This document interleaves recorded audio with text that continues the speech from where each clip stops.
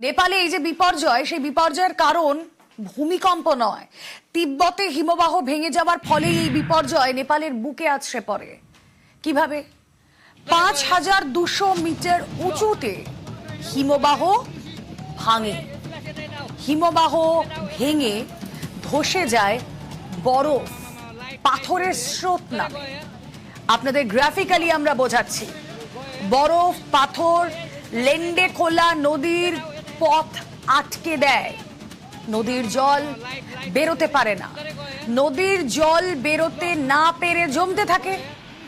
শেষে জলের তোড়ে বরফ, পাথরের পাঁচিল ধসে যায়, পাহাড়ের খাদ বেয়ে নেমে আসে কাদা মাটির স্রোত। বিপুল পরিমাণে এই স্রোত ঢোকে বোতেকোশি নদীতে। ভূমিকম্পের ফলে বিপর্যয় হয়নি, হিমবাহ ভাঙার ফলে কম্পন অনুভূত হয়েছে। এই গ্রাফিক্যাল রিপ্রেজেন্টেশন আপনাদের সামনে আরো ভালো করে তুলে ধরবেন সহকর্মী প্রদীপ চক্রবর্তী রয়েছেন সঙ্গে। প্রদীপ। ধন্যবাদ রুমেলা।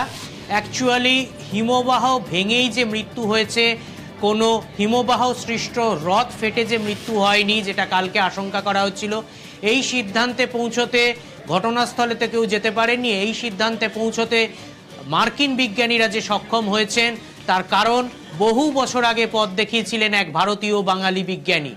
আমরা জানি, আমরা ছোটবেলায় পড়েছি, রাধানাথ সিকদার সমতলে দাঁড়িয়ে এভারেস্টের উচ্চতা নিখুঁতভাবে মেপেছিলেন ত্রিকোণমিতির দ্বারা।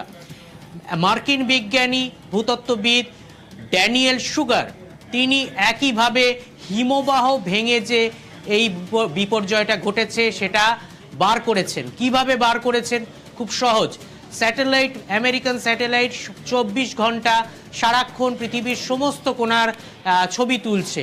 সেই জন্য দেখা গেছে যে ওই জায়গায় যেখানে এই বিপর্যয় ঘটেছে নেপালের কাছে, তার কিছুটা উপরে 5200 মিটার উঁচু হিমবাহ ছিল, গ্লেসিয়ার ছিল। 5200 মিটার উঁচু গ্লেসিয়ার কি করে অঙ্ক কষে বার করলো? রাধানাথ সিকদারের ত্রিকোণমিতি প্রয়োগ করে। এবং তার থেকে তার চূড়োটা এইরকম ছিল, সেভাবেই হয় স্বাভাবিকভাবে, বরফ জমে জমে গ্লেসিয়ারের চূড়োগুলো এভাবে হয়ে যায়, বা মাউন্টেন পিক এভাবে হয়ে যায়। তার মাথার একটা দিক পরবর্তী আজকে যে স্যাটেলাইট পিকচার এসছে বা ঘটনার পরবর্তী সময় যে স্যাটেলাইট পিকচার তোলা হয়েছে তাতে দেখা গেছে এই যে চূড়োটা এরকম করেছিল, তার মাথার একটা দিক এই হাতটা ধরো সরে গেছে, এই রকম নেমেছে, আর একটা দিক ব্লেডের মতো কাটা।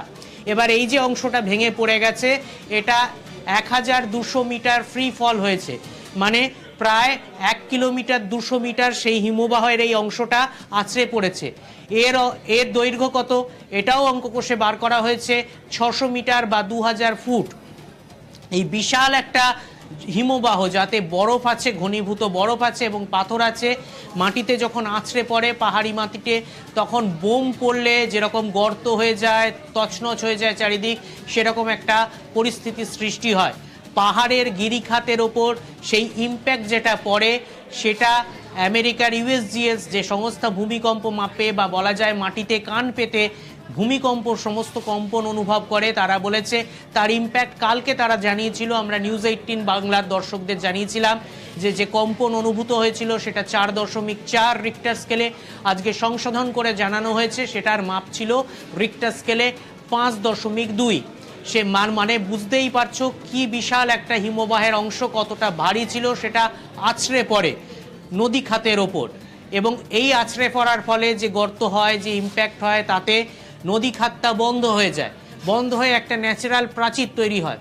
কিন্তু নদীর জল তো বইছে, নদীর জল বইতে বইতে ওর ওপর একটা চাপ সৃষ্টি করে, ওই যখন আটকে পড়ে তখন একটা চাপ সৃষ্টি হয়, ওটাই ন্যাচারাল পাঁচিলের ওপর। সেই চাপের ফলে, জলের চাপের ফলে, কাদামাটির চাপের ফলে ওই পাঁচিলটা ভেঙে যায় এবং হুড়মুড় করে, এই একটাই শব্দ বোধহয় বলা যেতে পারে, ওই নদীর গিরিখাত দিয়ে জলের তোর কাদামাটির স্রোত নেমে আসে এবং তারা একসময় গোটেকোশি নদীতে মিশে যায়।